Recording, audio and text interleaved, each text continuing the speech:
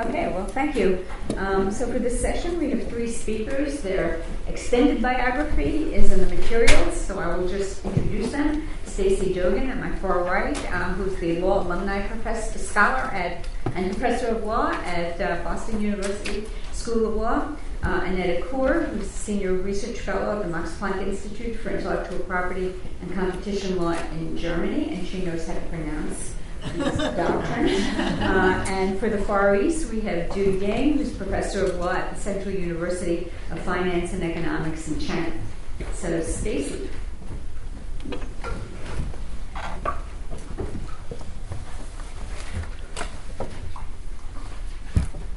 I never use PowerPoints, but I'm giving it a try today. All right. Push. All right. So for the first 20 minutes of Graham's talk, I was kind of despairing. Number one, he was saying everything that I have to say. And number two, I actually agreed with him, which for anyone who has followed our lengthy scholarly discourse over the years rarely happens.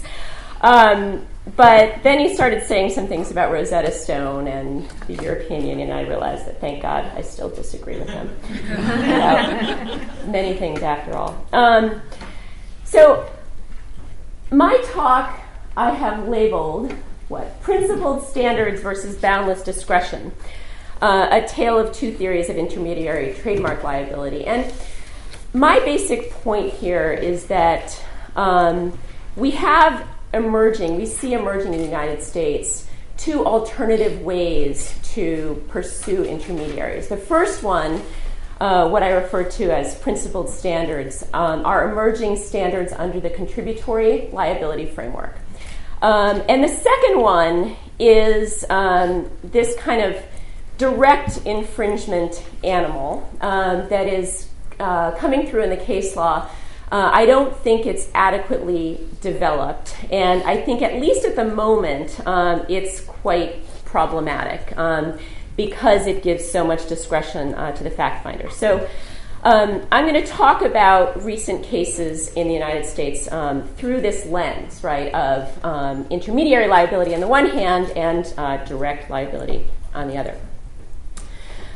My starting point is the same starting point I think that Graham has, is that in general, in developing principles of secondary liability, not only in the trademark context, but also in the copyright and other intellectual property areas, courts have been driven by some normative goals, right? I think I describe sort of fairness as the ultimate goal. You see in many of the cases this notion that it seems fair to the courts to impose liability on parties that are integrally involved in someone else's infringement, even if they have not themselves committed the acts of infringement. You see this in the trademark context, you see this in the copyright context, and to some extent, the case law reflects this unexamined basic fairness instinct. The second principle that I think is a little bit more examined is one that Graham invoked as well, this notion of the best cost avoider, right? The economic notion that if there's an intermediary that can most effectively and most efficiently block infringement before it happens or as it's happening, it may seem fair and it may seem most appropriate to require that intermediary to take reasonable efforts, right, to prevent the infringement. But in applying this economic notion, courts have always tried to keep their eye on the balance, right? The balance between deterring harmful behavior on the one hand and encouraging responsible actions by these intermediaries, and on the other hand, trying to preserve legitimate uses of the technology. Right, so there's always been this notion of balance that has driven these principles of secondary liability. In some circumstances, it seems economically correct and fair to impose liability against someone for someone else's infringement. But we have to keep in mind that these people, in many cases, are also promoting perfectly legitimate and desirable social socially valuable behavior, and we want to preserve that and not threaten it. Graham has laid out some of the history of secondary liability in trademark law, and I won't spend much time on it, other than to say that there is a fairly long, though not very well developed, history of intermediary or contributory trademark infringement in the 20th century. It started with these early cases involving inducement, right, by one party of infringement by another. So there were these cases involving chocolate quinine. I'm not sure exactly what that tastes like, but some kind of chocolate soda that was sold in big containers to pharmacists who would then dispense it to customers. It was a drink, not a medicine, but they would dispense it to their customers. And there was a famous chocolate quinine company, and then there was a less famous, cheaper one. And the less famous, cheaper ones, sales agents would go to the pharmacists and say, hey, because you're putting your own labels on these packages, you can pass off our product as the more expensive one. And that was clearly inducement, and the courts recognized it as such and found the manufacturer liable for trademark infringement, even though it was not itself packaging these goods. So most of the cases prior to Inwood involved this kind of behavior, and the legal standard that the court articulated in Inwood, and as Graham has described, incorporates this notion of intentional inducement, as well as the second species of intermediary liability, continuing to provide a product to a party with knowledge that that product is being used by that party to infringe. So this is kind of the state of the law after Inwood, that contributory trademark liability turns on either inducement or continuing to provide a product to someone that the defendant knows or should know is using it to infringe. This standard was applied in some flea market cases and some other brick and mortar cases, but we really saw it explored and have seen it explored in more detail with the advent of the internet. I've divided the life of intermediary trademark law on the internet into 3 chapters. The first chapter was Playboy versus Netscape and related early cases. The second chapter is the debate over trademark use, and the third chapter is the one that I think we're talking about most today, the modern cases. I just want to say about Playboy versus Netscape. The courts, this was a decision by the Ninth Circuit Court of Appeals, finding that Netscape, which was engaged in behavior very similar to the kind of keyword-based advertising that Google is engaged in today, the court found that Netscape could be liable for creating confusion among consumers under either a contributory liability standard or a direct infringement standard. We don't really want to decide right now which standard applies, said the court. We just think this kind of behavior is maybe creating some kind of confusion and that Netscape should be legally responsible for it. Not very satisfying as a doctrinal matter, did not really set forth clear legal standards.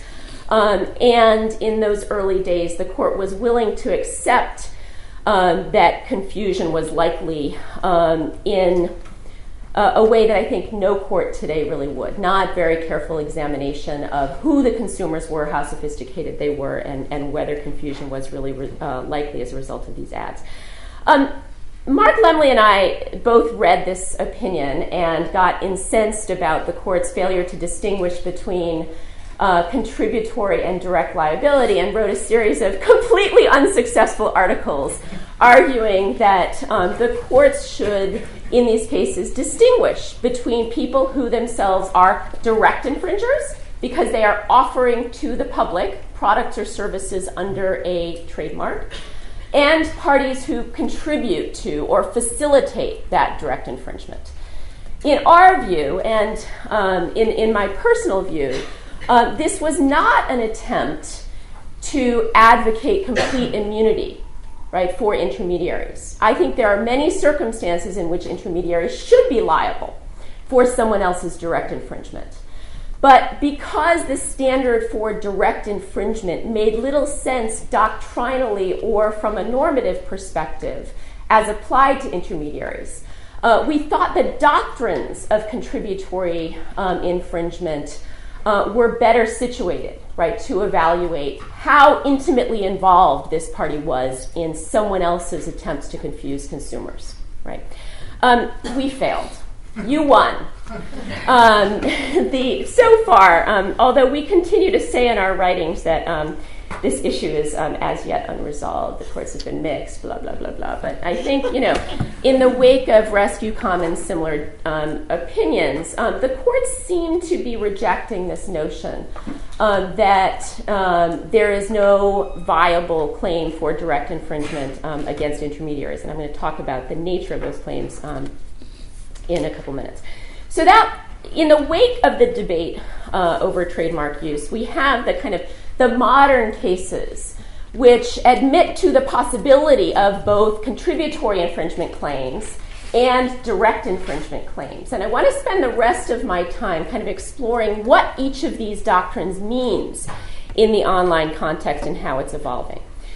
So a tale of two theories. Theory number one is contributory infringement. This is the Inwood version of liability. And we've seen a number of cases, most of which Graham has already talked about, trying to apply these contributory infringement standards in the online context.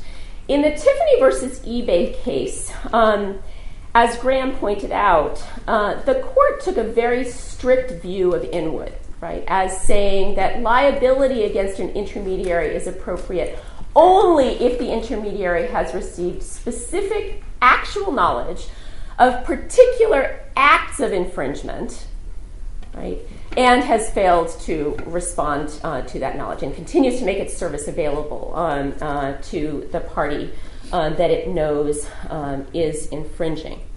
There was little inquiry in this case, at least as a matter of doctrine, right, into whether efforts could have been made to remedy the infringement. There was the doctrinal interpretation of Inwood looked only at actual knowledge, right, and continuing to provide the service.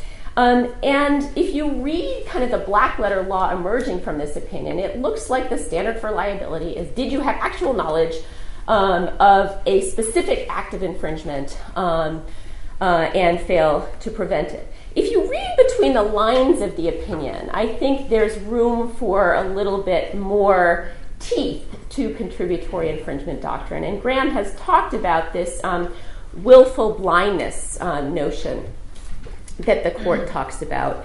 And I think there is room, right, to argue that the way that a business has set itself up and the design of the architecture of the network is such that it's not behaving reasonably and responsibly, right, to prevent infringement as it's occurring. If you read behind the black letter law at what facts the court examined, especially in the district court, the court dug a lot into what exactly eBay was doing to respond to infringement on its service. But the legal standard is not one that is trying to balance, right, infringing versus non-infringing uses. The legal standard looks like a fairly strict one that says, did you have knowledge? Did you fail to act? If not, then you are not liable for infringement. There are some recent cases, including a case involving 1-800-CONTACTS and Lens.com, which was decided by the 10th Circuit earlier this year, that suggest a slightly broader formulation of the Inwood standard. Now, this case did not involve an online intermediary, so you can argue that I shouldn't be talking about it here. It involved a party that was selling on the internet through sales agents.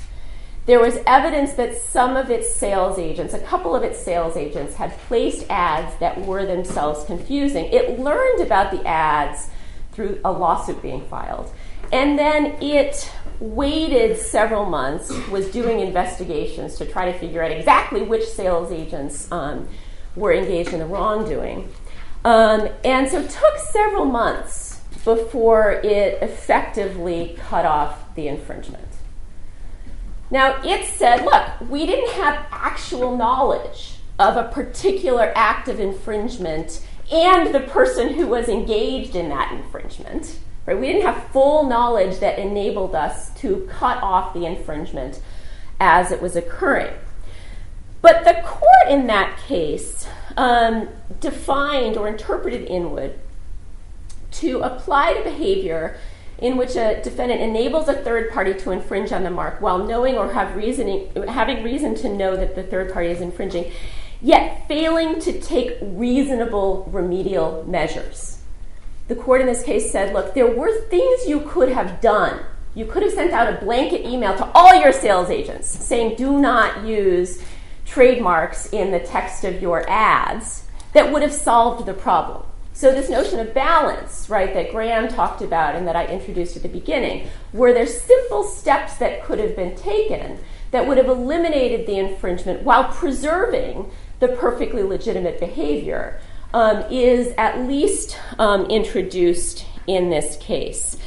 And the Rosetta Stone versus Google's contributory infringement discussion also admits to the possibility of some more nuance, right? Some consideration of whether the defendant acted responsibly given its knowledge of the infringement that was taking place on its service. So in this case, the court remanded to the district court saying, there's some evidence, right, that Google may have known or should have known that particular people placing ads on its service were counterfeiters and failed to act.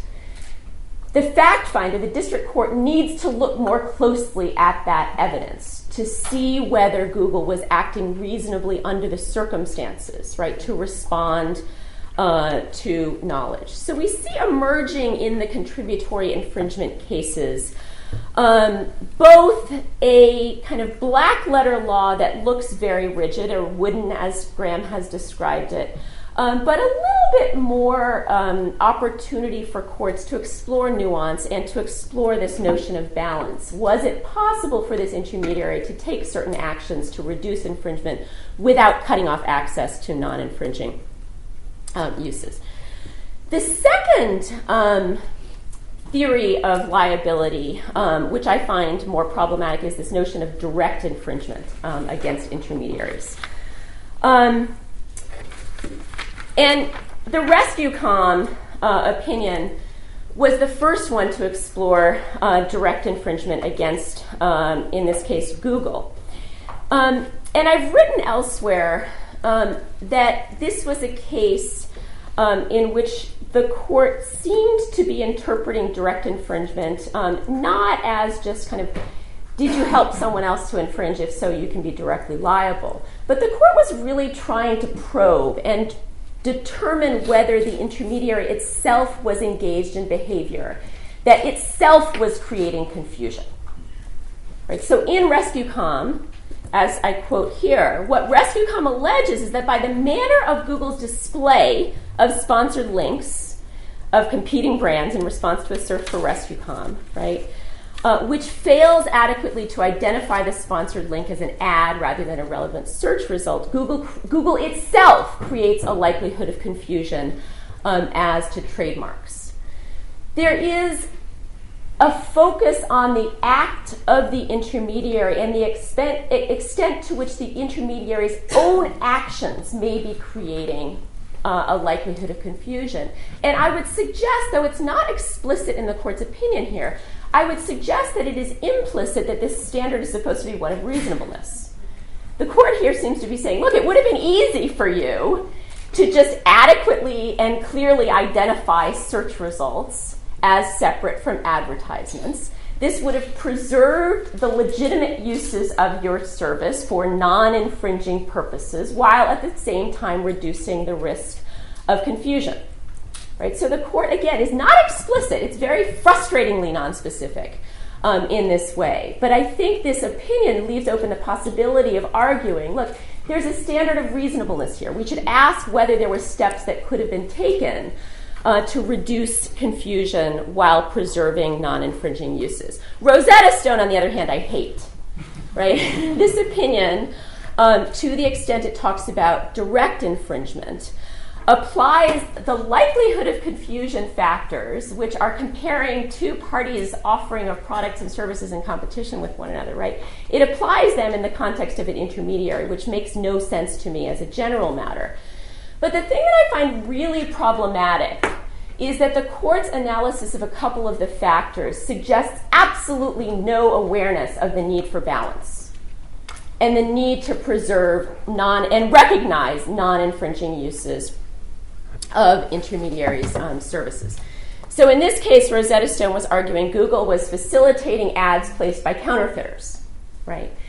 And it turns out that Google had changed, in 2009, had changed its policies to allow certain of its advertisers to include trademarks in the text of their ads if the use was legitimate, in the sense that they were a reseller or they were engaged in comparative advertising is actually not one of the bases, but there were a number of specific enumerated bases on which someone could legitimately incorporate a trademark into the ad. And Rosetta Stone rightly complained that people were abusing this policy, that people were incorporating Rosetta Stone into ads that were ads for counterfeit products, right? This is a violation of Google's policy.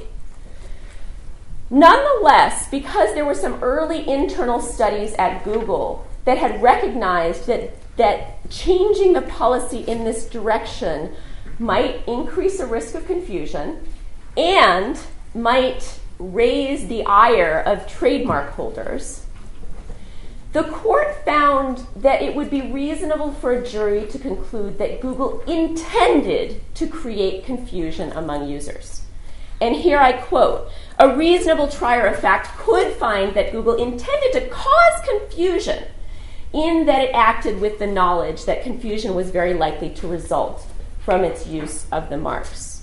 Well, gee, let's look back to Sony, which, by the way, in which the Supreme Court said it was adopting a standard of liability that was broader than trademark's standard of liability. Couldn't you argue that Sony, when it sold the VCR, could have intended to cause infringement because it acted with the knowledge, right, that certain people would use its technology to infringe? So this species of direct infringement, I would argue, runs the danger of substituting for contributory liability or indirect liability without the constraints that have historically characterized that doctrine and without any sense of its normative values. So the upshot of Rosetta Stone seems to me to be that knowingly adopting policies that raise a risk of third-party abuse could constitute direct infringement. And I think that's highly problematic. There's no sense of proportionality, and there's no sense of the need to preserve non-infringing applications. Okay, I know I'm out of time, so I guess in questions I can address my proposals. But I'm not. I will concede that the battle was lost as a matter of doctrine, and that there is now a potential species of direct infringement liability. But I think as the courts shape this form of liability, they need to not lose sight of the balance that has always existed in indirect liability law. In other words, they need to make sure that they don't impose liability against parties that are facilitating both infringing and non-infringing uses in a way that threatens the non-infringing applications. Thank you very much.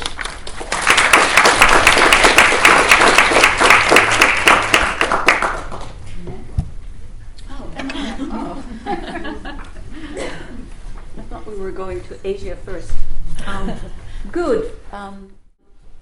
Well, let me just say that just like Stacey, listening to Graham this morning was, even more entertaining and fascinating than for all of you, because I knew, of course, before that he was going to cover a lot of what I was going to say, because he was obviously also including something about the situation in the EU, but I didn't know what it was that he was going to cover. So and I only found out this morning when I listened to him. But of course, knowing that this was coming, I had some time to make some plans about what I was going to do actually. And my escape route is, of course, talking about something that I knew Grain was not going to cover.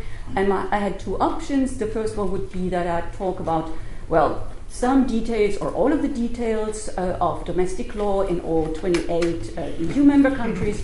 And the other option was to tell you a little bit more about the one jurisdiction that I know more about, which is German law. And you may guess which option I chose. So I hope I will be excused if I tell you a little bit more about German law this time. I think I might be excused, or at least that is my hope, because actually the doctrine that has been developed, which is pronounced Störerhaftung, not such a difficult to pronounce word, at least for me. It's not Chinese. I mean, it has received some attention, even by Judge Arnold, I think, in his opinion, as a type of liability that might be quite nicely compatible with what European law demands. So let me just first talk a little bit about the legal framework in general. A contributory liability or secondary liability or accessory liability, whatever you call it, there is indeed not uniform terminology for this. Is something that has, of course, developed in the tort law of all European member countries of old. So usually you have the traditional forms of aiding and abetting, but these forms of contribution usually actually require that there is positive knowledge about what is going on and who does what. So they are not really so much so useful for the internet environment, where typically those who are committing the direct infringement remain anonymous, and the person who renders services simply doesn't know exactly what's going on. There may be some general level of knowledge, but not an actual one. This is exactly the problem that we have here. So that's the one thing that we find in the national law. Then we have harmonized rules which give the framework. I'm just reiterating here, of course, what Graham has already said. We have the e-commerce directive and we have the so-called enforcement directive, but both are not really specific in the sense that they spell out the legal grounds on which liability can be based, but they have different purposes. The e-commerce directive makes certain carve-outs. It talks about safe harbor. It talks about immunity, and that is granted unless the person who is caching, hosting, or transmitting content stays inactive, does not contribute actively to the content that is stored or transmitted, and also that reacts expeditiously whenever there is a clear announcement, a clear notification that something is going on, which should be removed. And there's also, as Graham said, an explicit provision about there not being any obligation to do filtering, to do monitoring. The Enforcement Directive has this Article 11 that Graham was talking about and also showed you the text of. A similar provision is also in Article 8.1c of the same directive.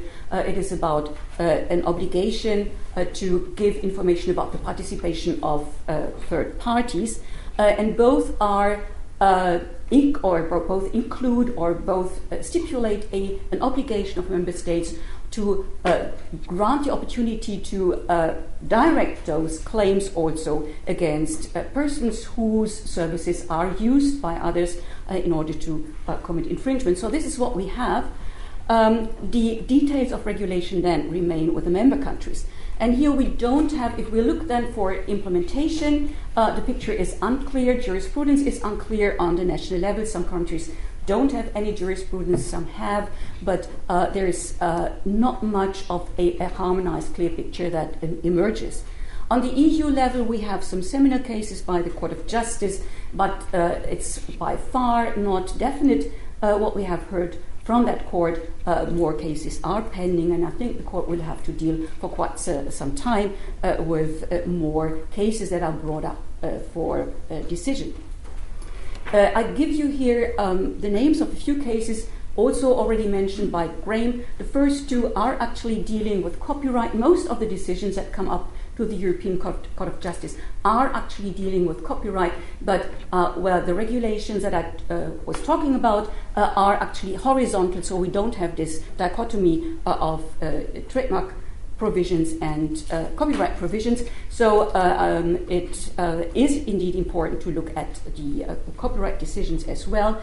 There is indeed a strong confirmation on the part of the Court of Justice that there should not be this obligation to do filtering, and also there is this obligation to balance the right of right holders to have an efficient enforcement of their claims vis-à-vis other countervailing regulations or rights, like Gray mentioned the fundamental rights to do business, and there are also some regulations like the data protection regulation that must be balanced here. The last one, then, L'Oréal v. eBay. L'Oréal v. eBay is, of course, the seminal case, and you find here also the number of the case if you want to look it up in the Court of Justice's database.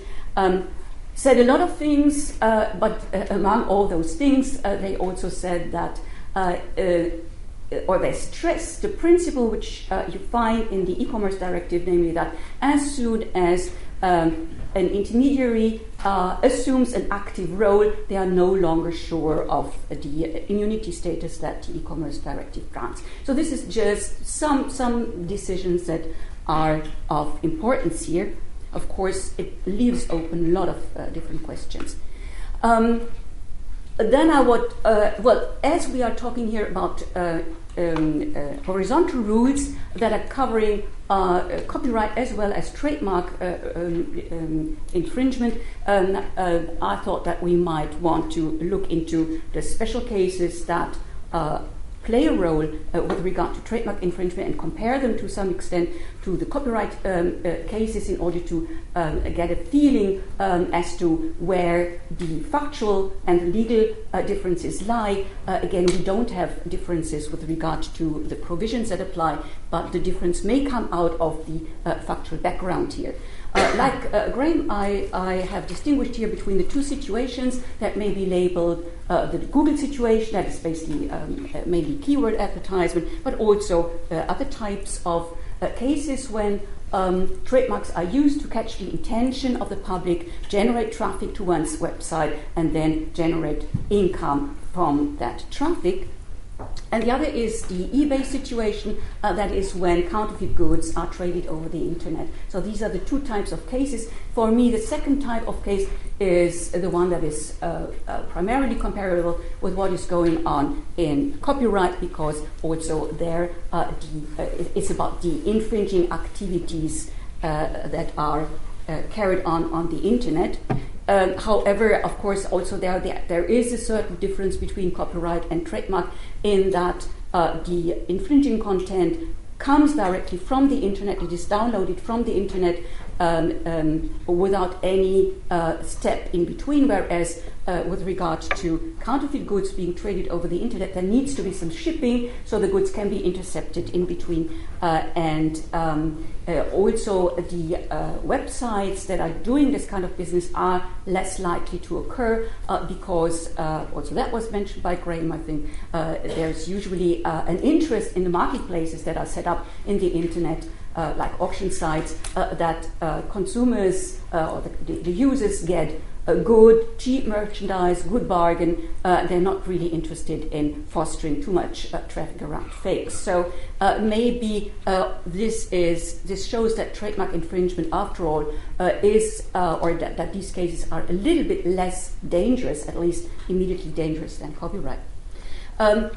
Also, like others, I have tried to ask myself, well, what about the primary infringement or direct infringement? To what extent can those who are offering services on the internet be held liable for direct infringement? Well, under European law, the first primary condition would be that they are active, that they play an active role, because otherwise they would fall under the immunity clause. Now we have this saying by the Court of Justice that as soon as somebody becomes active, gets out of the passive role, there is a certain chance, or they lose the protection of the immunity.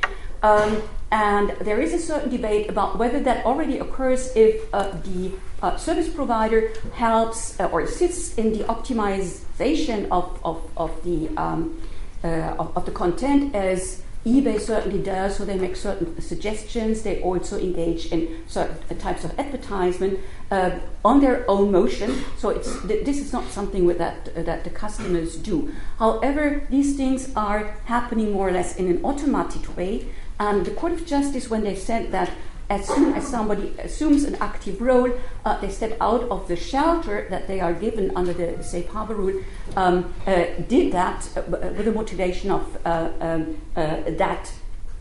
giving acute awareness and knowledge to the person who assists in that improvement of another person's message. Now, if this happens, however, in a very automatic way, then that suggestion is probably not true. So, at least in Germany, the major authority or opinion holds that as long as these improvement services, suggestions are made in an automatic manner, are generated by algorithms, then this does not cause the loss of the shelter of the safe harbor. The second one is then, even if the safe harbor doesn't apply, there must be active use of the trademark. And as we have heard, it was found by the Court of Justice that the person who is, or search engines operating keyword advertisement are not using the mark in their own commercial communication, so they are definitely not directly infringing, and the same goes also for the auction platforms, so they are safe in that regard. And as far as Google is concerned with regard to keyword advertisement, I think for them the case is settled. They are not even held liable. At least I don't know of any major litigation or any major cases where Google has been held liable on the basis of secondary liability. So they seem to be quite safe. At least that is the general impression that I have. It's more it's more risky. It's more it's less of an easy ride for the marketplaces and platforms. The third alternative, that's a German specialty that I don't want to bother you with because time flies again. Now I come to Störerhaftung. Now, if there is no direct liability, then there should, of course, be a possibility for secondary liability. Again, traditional secondary liability would assume that there is knowledge of the person who does the direct infringement and also of the individual acts. Now, if that is not possible, what then? Well, some countries don't demand that sort of actual knowledge. German law would demand that sort of actual knowledge if it is about true secondary liability. So what we apply instead is the Störerhaftung, which applies if there is no direct liability and also no indirect or secondary liability, at least with regard of based on traditional rules of secondary liability. The result of this is that there cannot be any damages based on this concept of the Störerhaftung, again, because it only applies if there is no real liability in the normal sense, and maybe even more important, there's also no criminal liability. Now, in this regard, German law is different from other European legislations where even platforms based on general knowledge will be held liable for criminal acts. This could not happen in Germany. It's just about injunctions. So it's a direct application, actually, of this Article 11 of the Enforcement Directive. Now, what is required is, of course, that there is at least a causal link with the infringement, and also the person must be in a position to technically and legally to stop the infringement from going on.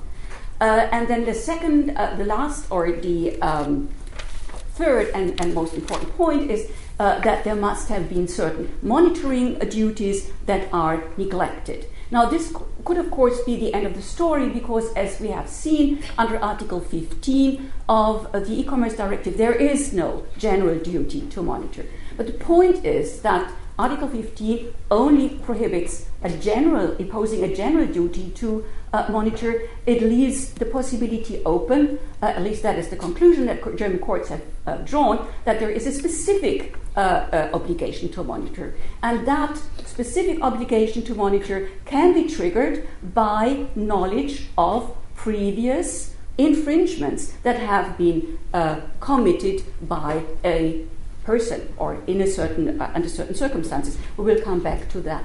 There have been suggestions in the literature that instead of talking about these monitoring obligations, one should rather talk about the general duty to take care if traffic is opened up, if a platform is established that might after all give rise to certain risks. The courts have rejected that, however.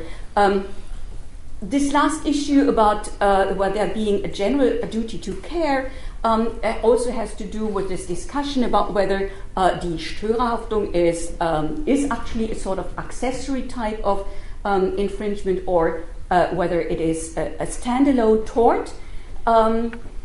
Of course, if there were a general duty to care to be observed by the by intermediaries, then the violation of that duty would be a standalone tort. This has been rejected by the jurisprudence. They make a distinction here between the tort of unfair competition and intellectual property infringement. With regard to the tort of unfair competition, they actually have established that it is a tort in itself if an internet service provider doesn't take due care of the risks that might ensue. They have always rejected this for IP infringement. I found this always a little bit strange, but after having listened to Stacey, I think maybe they are quite right that they make this distinction. Then, of course, if prior notification can trigger a more general duty to monitor, a specialized duty to monitor, it's of course very important to know, well, what kind of notification does that have to be? There is indeed, so I point you here to some German decisions. The second one, this perfume stick, you can even read in English. It has been translated into English. I can give you the reference if you would like to. But if you read it, you would probably be a little bit disappointed because the court is not very specific. It's not as specific as you would find it in the DMCA. It just talks about there having to be a very serious credibility of the person who points to some infringement. If that has been done, then this may trigger a larger obligation to monitor also with regard to similar infringements. The crucial point remains to be, so what do we understand by a special obligation to monitor as opposed to the general obligation to monitor? Where this came from was, first of all, court decisions, court orders. If an ISP is ordered to take down infringing content, then this cannot be the end of the story.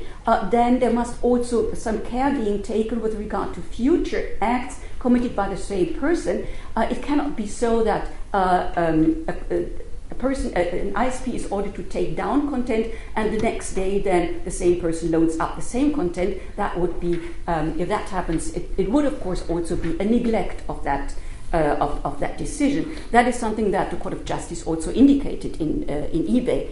Graham has referred to that.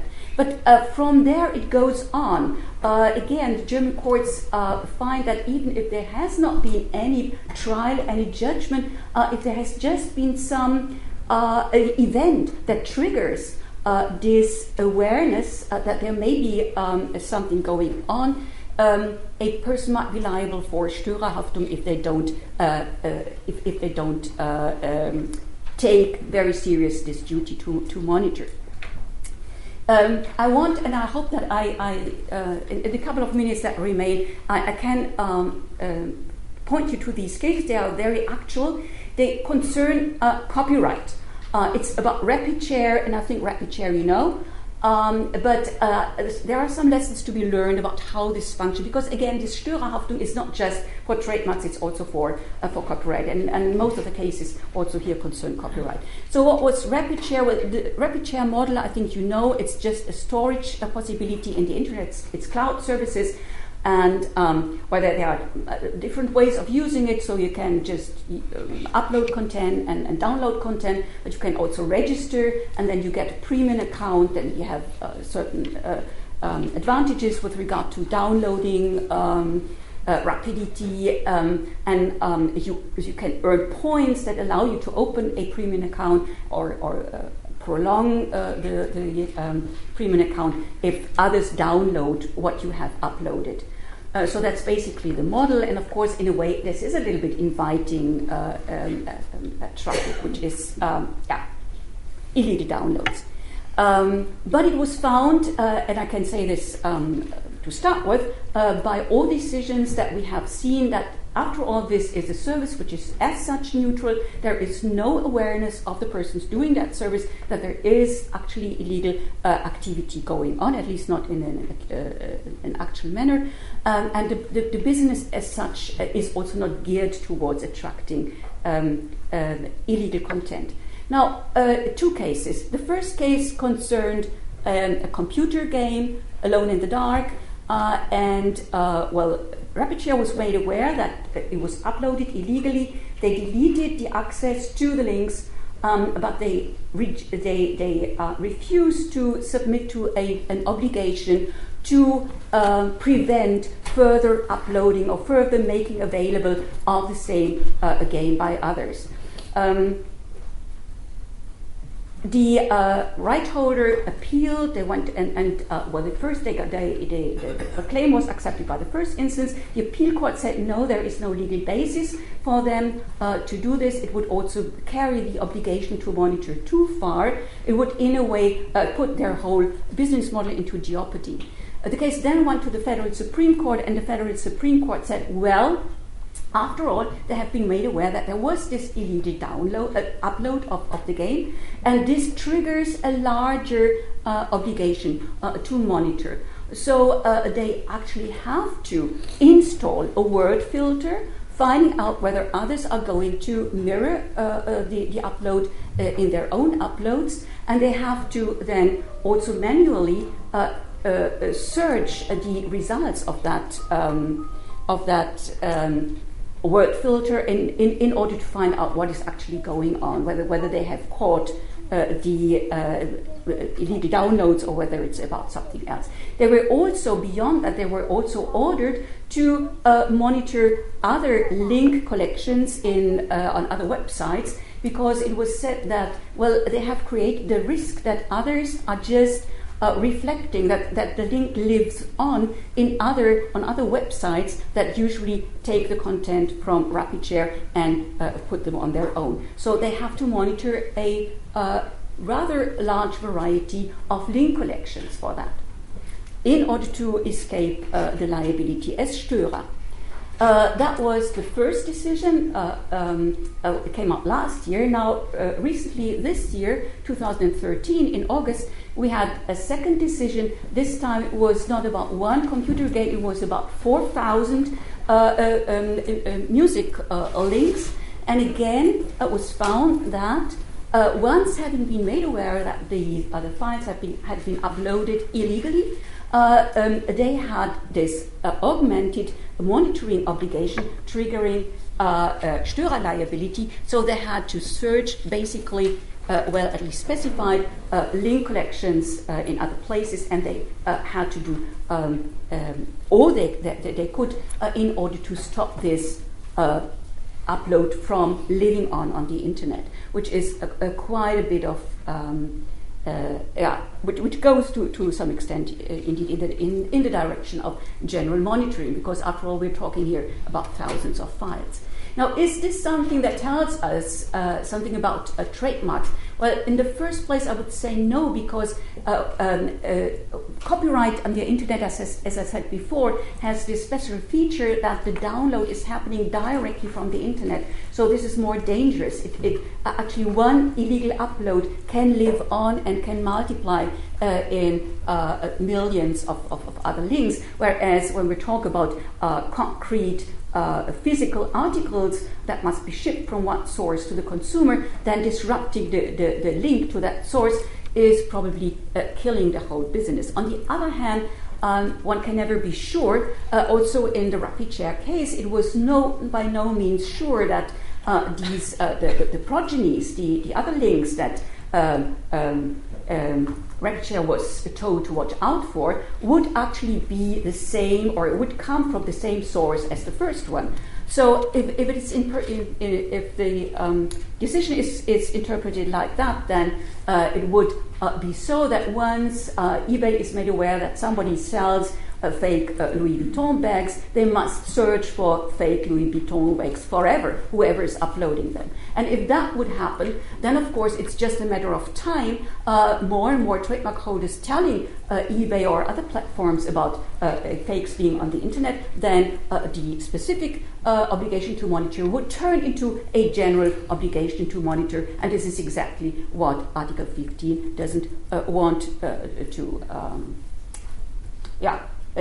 wants to prevent. So this is the question that I have here. Right. Now I'm coming to my very last remark, and that leads to Edouard Dreyfuss and to Susie Frankel's session. Namely, what is astonishing, I think, is that in the rapid share cases, the German courts did not say a word about this being a service which, after all, is offered worldwide. And which is based in Switzerland. So how could they apply this specific doctrine, which has been developed in German law, from their German perspective, without even thinking about the international perspectives? And this is the question that is then treated by the next panel. Thank you very much.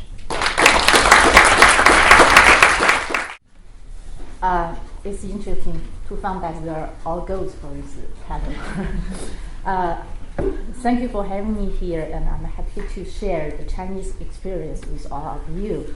I would like to divide my report into 5 parts. But before I get into the details of my report, I would like to point out, if we talk about the secondary liability for trademark infringement online, we usually refer to the ISP's secondary liability. Chinese court and legislation, they haven't paid attention to the secondary liability of credit card companies or banks. So I would like to focus on the ISP's liability. In the first part, I would like to describe briefly the e-commerce development in China. And then I would introduce some leading cases in China, followed by the rules, the provisions the courts usually cite when they decide the cases of online trademark infringement. And in the fourth part, I would like to look at some issues the court usually consider when they decide the trademark cases. And in the last part, I would like to summarize my report with the conclusion. I would like to skip most part of this slide, because the most important part of the e-commerce development in China is from 2008 to present. It has been booming in China. We have many fascinating figures about that. In 2011, the total value of online shopping has reached more than 13,000 billion yuan, with the increase by 50% compared to the year of 2011. So it's a big number. Regarding the judicial decisions, I would like to divide the ISPs into two types. The first type is internet platform providers, and the second type is the search engine service providers. Usually, courts in China they are very skeptical of the secondary liability claims against the internet platform service providers. You can read the opinion of Chinese court, and you will find that for the early decision, the court usually said it's not practical or realistic for the ISPs to monitor or to control the counterfeiting online. Also, in China, we have no statutory provisions that says the ISPs have such an obligation to monitor or to control.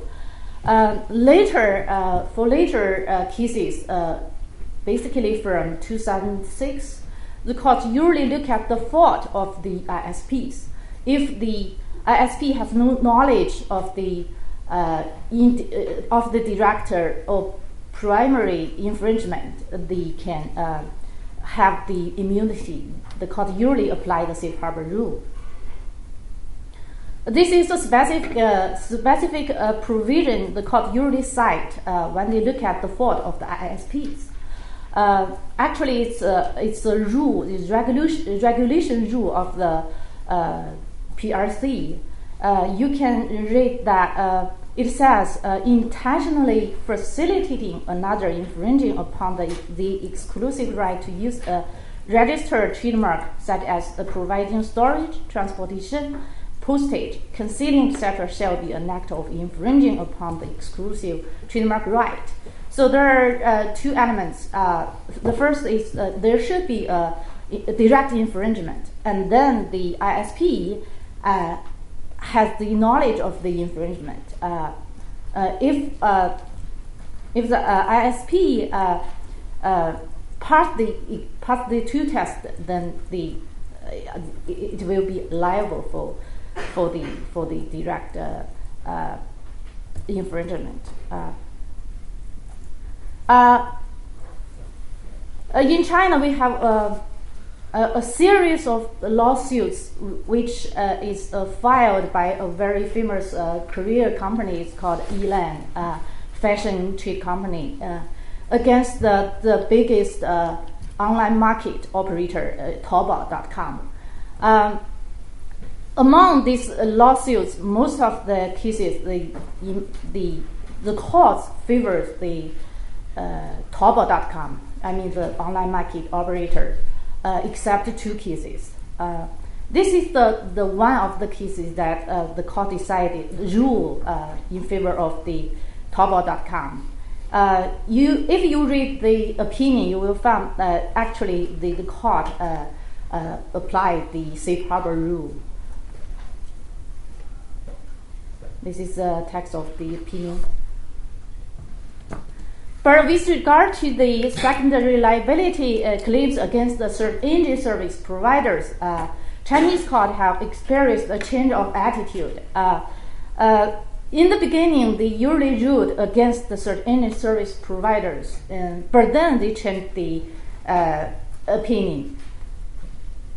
There are two leading cases regarding the search engine service providers' liability for trademark infringement online. One case is called the Dazhong case. Actually, this is the trademark owner filed against the biggest Chinese search engine, Baidu.com. Another case is also AdWords search engine case. This is the Guangzhou company versus against the world's largest search engine company. It's Google.com. Both cases, the courts ruled against the search engine company, and the court held the search engine company is liable jointly and severally for the trademark infringement conduct. However, the subsequent the decisions on adverse are overwhelmingly in favor of search engine companies, especially after 2009 and 2010. Usually, the court held that the plaintiff's trademark, if the plaintiff's trademark are not strong enough as to cause the search engine service provider to be aware of the fact that online marketer has chosen a similar keywords to the trademark owner's trademark, they will not be liable. They have the immunity.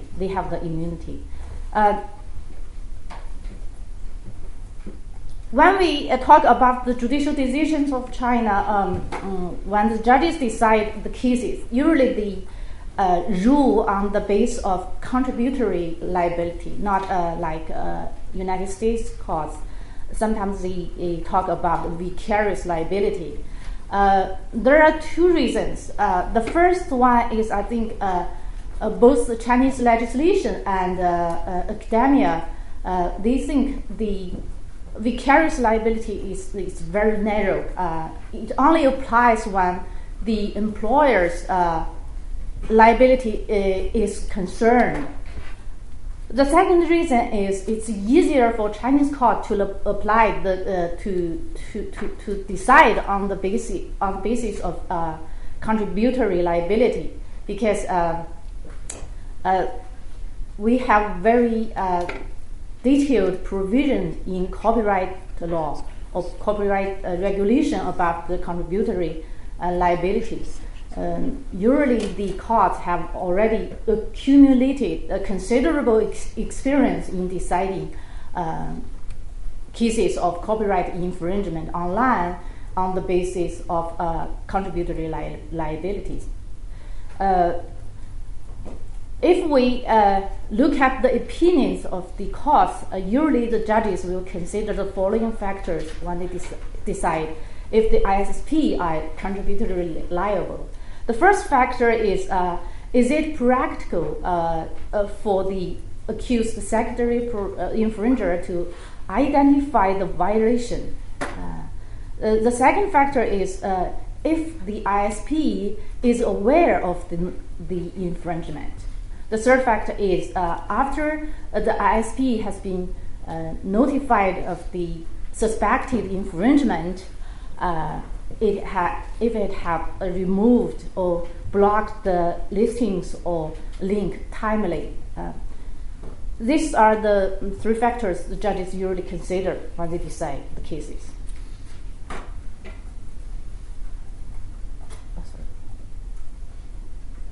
With respect to the legislation, I can see we have no specific statutory provisions for ISP's secondary liability for online trademark infringement. Then you may ask, then how the courts decide? Okay, we have general provisions on joint infringement. I think this is very similar to European situation. Courts usually decide the cases on the joint infringement. Even now, sometimes the judges and some scholars, they argue that we don't need to introduce secondary liability concept. We can handle the cases with the joint infringement concept. So there is a big controversial debate about that. There are two articles usually the court will refer to. One is the Article 130 of the General Principle of Civil Law, PRC, and then another article actually is the judicial interpretations of these general principles of civil law. Okay, this is the text of the provision. You may see from the text that both the provisions are very general. After 2006, some courts began to approach the issues from the contributory liability side. Then they usually cite the trademark law provision and the regulation rule of implementing the trademark law. This provision I has already referred to earlier. After 2006, we have the Chinese court usually refer to the copyright law, rules, and regulation when they decide the trademark cases. In 2006, the State Council of China issued a regulation on protection of the right to network dissemination. It has borrowed the U.S. experience and set up the rules of safe harbor in favor of ISPs, which is very similar to DMCA. These are the two judicial interpretations of the regulation we just mentioned in the previous slide. In these interpretations, the safe harbor rule was explained in details like this. In Article 7, it's a general provision about the safe harbor rule, and in Article 8, it says the ISP has no preemptive inspection duty on the conduct of the online users. Most recent legislation of China about the secondary liability, or you can see the more general rule about the ISP's liability, is Article 36 of Tort Liability Law of PRC. It's actually, this law is promulgated in 2010, and it actually is a general provision about ISP's liability. It says if the network service provider fails to take necessary measures promptly after being notified of the infringement by a network user, it shall be jointly and severally liable for any additional harm caused by the network user. Unfortunately, this article is rarely applied in trademark cases. I have searched some database and only found 3 cases in which the article is cited, because this article is poorly drafted. Okay, so what do the courts usually consider when they decide the trademark cases? I would like to list the following 3. The first is regarding the internet platform service provider cases. The courts usually first look at if the internet platform provider is a joint vendor. The answer to this question is usually no, but sometimes the court held that it is a joint vendor.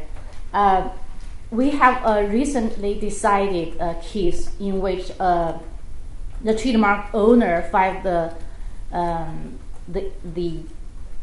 against the group purchase website operator.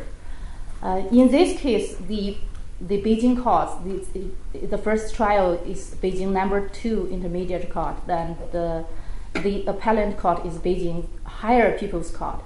Both these 2 courts held the website is liable for the conduct of the online dealers because it has shared in the proceeds of the transaction by director infringer. And even the trial court decided the group purchase website operator is the seller itself, is the seller. Regarding to the search engine service provider, the court usually first have to answer the following question.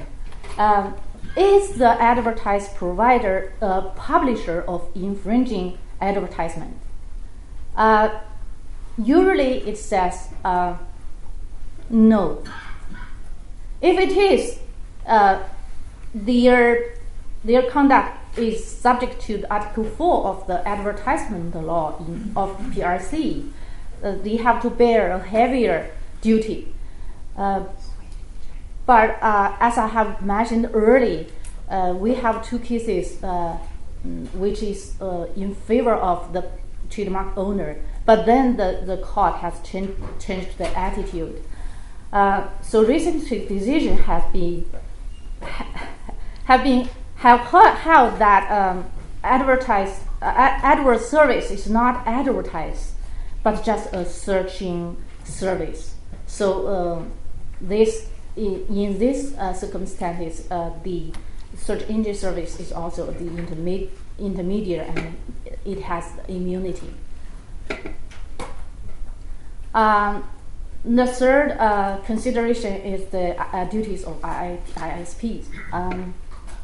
I think it's similar to United States. Usually the ISP has to provide the identity information of the account owners, and for the search engine service providers, the famous marks cannot be sold to the advertiser unless the advertiser is the mark owner. And the ISP must establish anti-fraud rules, but they don't assume preemptive duty to inspection or to investigate. And after they have been notified of the infringement, they have to take necessary measures promptly. Okay, with that, I come to the last part of my report. That is a conclusion. We can see from the legislation and the judicial decisions of China, ISP has very limited duty, and courts only rule against ISPs when they have taken no steps after being notified of the suspected infringement, or they do have taken some measures, but that's not enough. They are not enough to stop the further infringement, or if they have shared in the proceeds of the transaction by the primary infringer. That's what we do in China. Thank you so much.